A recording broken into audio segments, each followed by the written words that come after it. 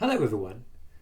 When somebody comes out as transgender to their partner, to their parents, to their mother, to their father, to their siblings, what kind of response do you think they get? What kind of emotions does that person that's being come out to often express in response to that coming out?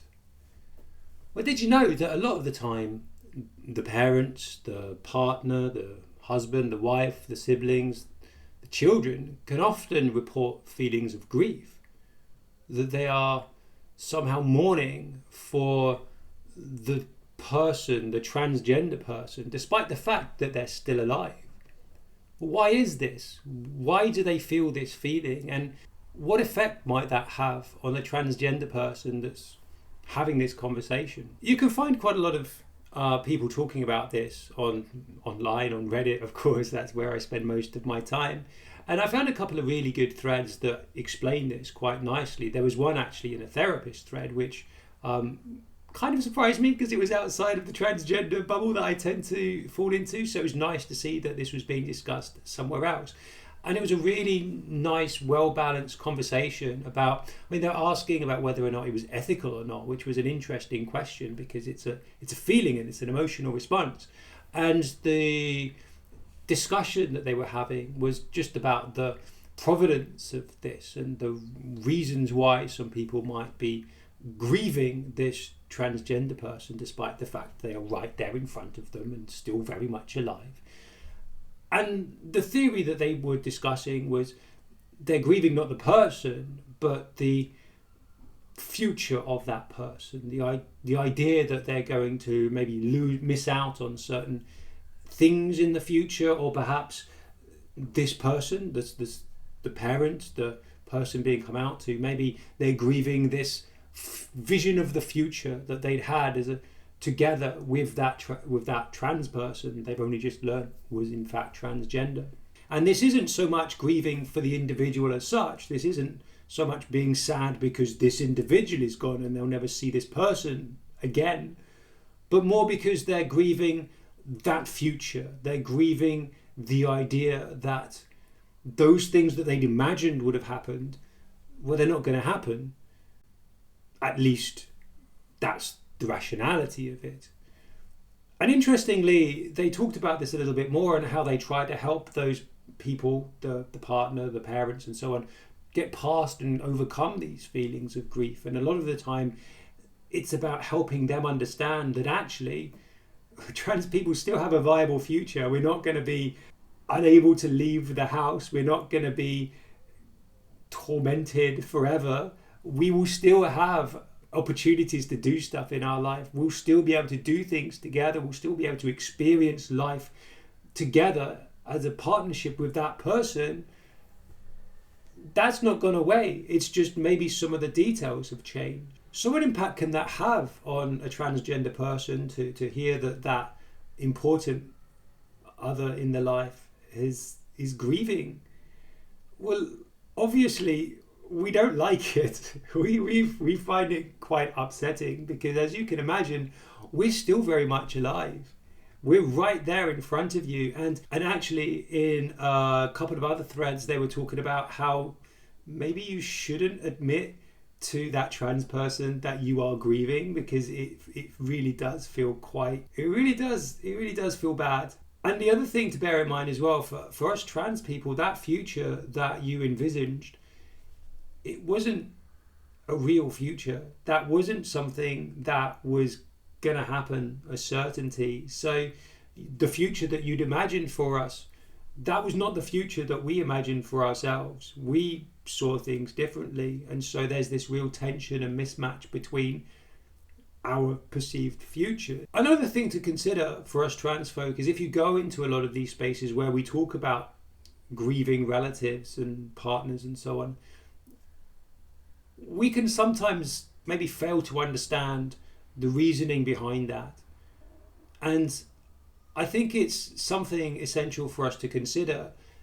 For example, it took me 44 years or so to be able to get to the point where I'm accepting of myself, that I've lost all of the shame and guilt and disgust over being transgender, and I can broadcast myself to thousands of people online proudly stating that I'm transgender. That took a lot of time. It took a lot of difficult nights of sleeplessness. It took a lot of mental strength to get to this point. It wasn't easy. So can I expect my parents, for example, to accept it within a couple of weeks or even months? I don't think I can. I can understand that they are maybe finding it difficult to process, and I can understand that there's things that they need to think about, futures that they need to realign within themselves. It really upsets me if they tell me that they're grieving, because I'm not dead and we still have a future together. It's just different. But I try to bear in mind how difficult it was for me and the internal struggle and processing that I needed to get to this point. And then I'm trying to be mindful that perhaps they need that, maybe not the same amount of time, but they need a similar amount of time to like let that bed in and come to that realization. But for the parents of trans folk, please do be careful, and please do remember that it's good to be honest, and emotional honesty is really important in the conversation about, the coming out and the post coming out and the processing period afterwards. But try to be mindful about the language that you're using. Try to use a different way of phrasing that emotion, that feeling, because obviously grief has a very resonant meaning, and be mindful that that future, it's still available, it's still viable, it's just changed, and we're coming out to you because we want to embark on this journey together, because we want to experience life together. If I didn't want that, then I wouldn't be coming out to you.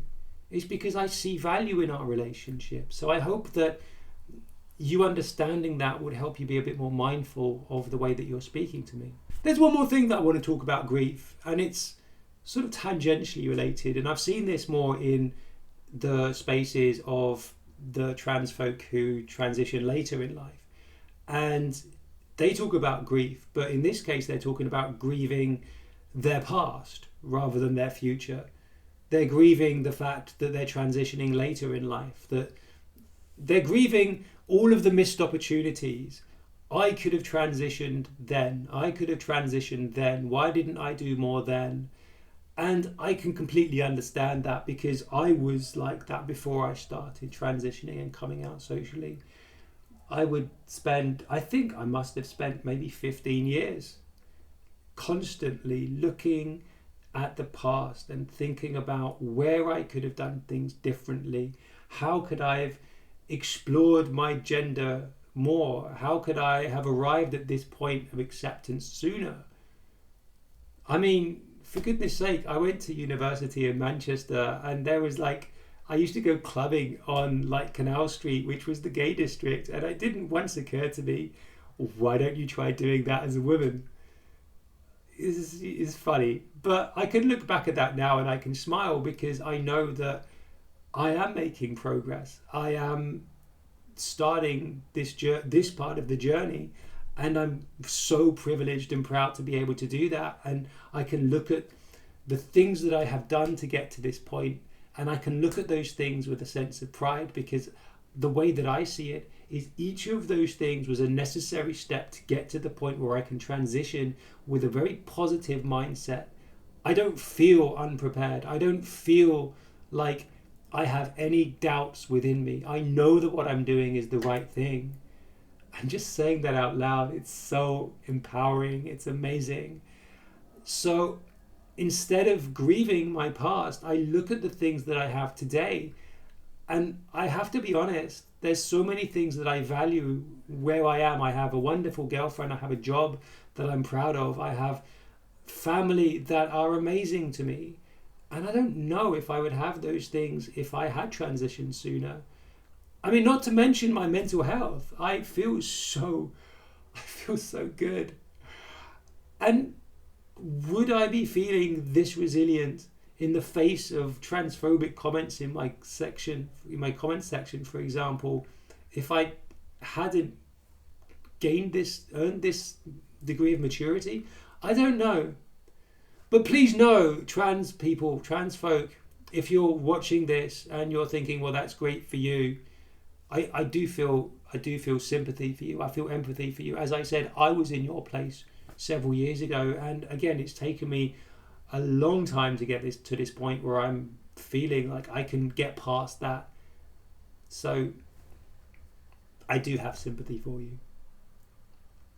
So that's grief, and it's a big thing. It's a big thing, and it's something that everybody almost within that trans journey, be it the trans person themselves, their family, their siblings, their partner, it feels like we all endure this at some point, and it's something that we need to consider as part of this. It's something that we need to think about. How are we going to have that conversation? How are we going to overcome that? And it's really difficult.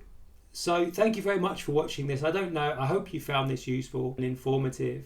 And please, in the comments section, why don't you talk a little bit about how you overcame this, or how you're struggling to overcome this, and maybe we can support each other through this as well.